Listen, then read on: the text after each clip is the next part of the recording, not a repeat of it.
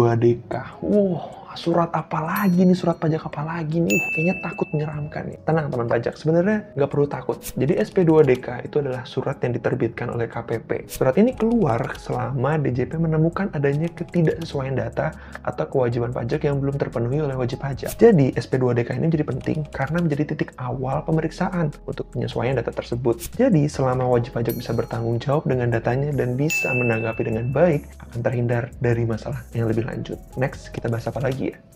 Dengan Cortex, sekarang kita bisa meresponi SP2DK dengan cara online. Nanti ada menu dokumen, di mana itu semua berisi surat-surat keterangan pajak, termasuk surat SP2DK dari DJP. Lalu bagaimana cara responnya? Tetap melalui Cortex juga. Nanti akan ada menu Taxpayer Services, submenu Administrative Services, dan untuk meresponinya, kita tinggal pilih Create Administrative Services Request. Next, kita bahas apa lagi ya? DJP bilang kalau wajib pajak itu punya waktu 14 hari kalender untuk meresponi SP2DK. Nah, pertanyaannya nih, bagaimana cara respon yang baik untuk meresponi SP2DK? Sebenarnya ada dua cara teman pajak semua. Yang pertama adalah jangan panik atau tetap tenang. Ini terdengar klise, tapi memang ini adalah hal yang krusial juga sebenarnya. Yang kedua, siapkan semua dokumen penting. Semua dokumen yang relevan ya tentunya. Entah itu bukti transaksi, laporan keuangan, semua dokumen relevan itu dipersiapkan dengan baik. Selama dua hal tersebut terpenuhi, niscaya responnya sudah baik untuk SP2DK. Next, kita bahas apa lagi ya?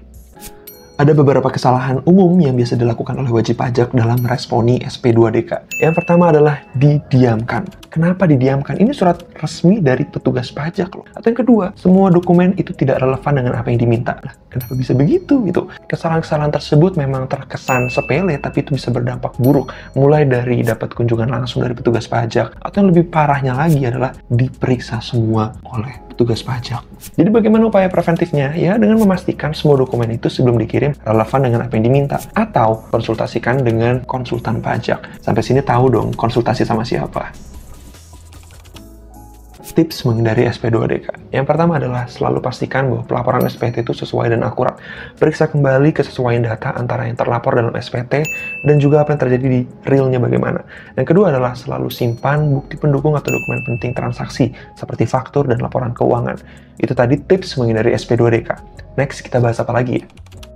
Dari beberapa kasus SP2DK yang Indo Pajak tangani, itu biasanya memiliki pola yang cukup berulang.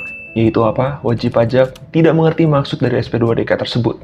Pihak DJP dalam berbagai simulasinya itu mempertunjukkan tampilan dari Cortex yang sudah sangat intuitif. Dan yang menariknya adalah di Cortex nanti semua layanan pajak itu akan terintegrasi dengan baik jadi satu kesatuan, termasuk layanan surat SP2DK. Ini menjadi hal yang baik karena nanti wajib pajak akan lebih mengerti maksud dari SP2DK yang sifatnya tidak lagi lebih normatif, tapi lebih aktual berdasarkan data yang sudah terintegrasi tadi. Ini akan membuat Indo Pajak sebagai konsultan yang ahlinya SP2DK bekerja lebih efektif, efisien, dan lebih optimal dalam membantu SP2D kamu. Dan kalau kamu mau ingin konsultasi gratis di Indo Pajak, gunakan kode ini ya.